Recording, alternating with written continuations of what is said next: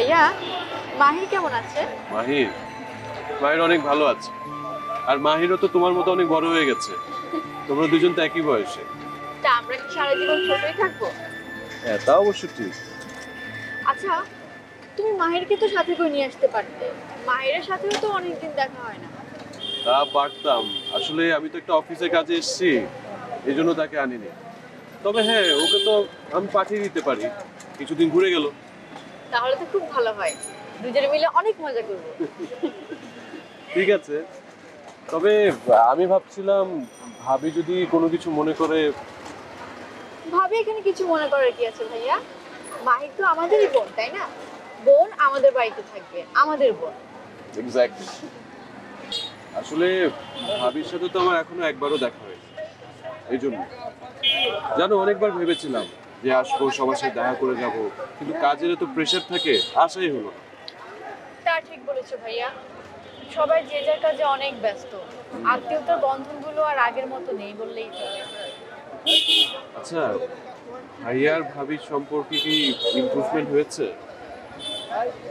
আগে যা ছিল এখন তাই আছে। কি বলো, মানে এখনো কোনো ইমপ্রুভমেন্ট হয়নি? না, মোটেই না। বরং আমার মনে হচ্ছে দিন দিন সম্পর্ক আরো খারাপ হচ্ছে। ওদের দুজনের মাঝে দূরত্ব আরো বেড়েই চলেছে। তাহলে কিভাবে হবে? মানে সম্পর্ক টিকে থাকতে হলে তো অ্যাটলিস্ট একটা মিনিমাম বন্ডিং এর দরকার আছে, তাই না? তা আছে, কিন্তু আমি জানি না আসলে ভাই কি হচ্ছে। আমার কাছে তোমার এই প্রশ্ন কোনোটিরই জবাব নেই শিশির ভাইয়া। সত্যিই আমি জানি না। আই এম সরি, আমি মনে হয় এই কথা বলে তোমাকে হার্ট করে ফেলেছি। না শিশির ভাইয়া, ওকে।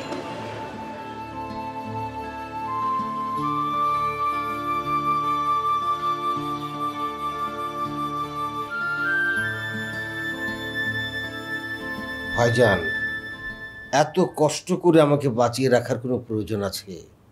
আপনি বরং একটা কাজ করেন, আমাকে একেবারে মেরে ফেলেন। এতে করে আমিও বেঁচে যাব, আপনারাও বেঁচে যাবেন। কর্তার ইচ্ছা কর্ম, কর্তার নির্দেশের বাইরে কোনো কিছু করার ক্ষমতা আমার নাই।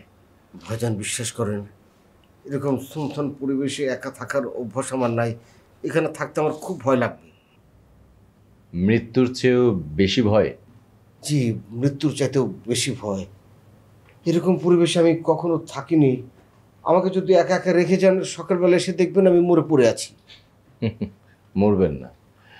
প্রথম যেদিন আপনি এখানে মরেন নাই, এখনো মরবেন না, বেঁচে থাকবেন।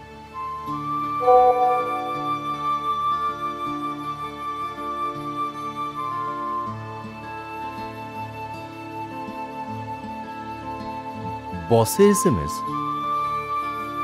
এই রাতের বেলায় বস আমাকে অফিসে যেতে বললো কেন?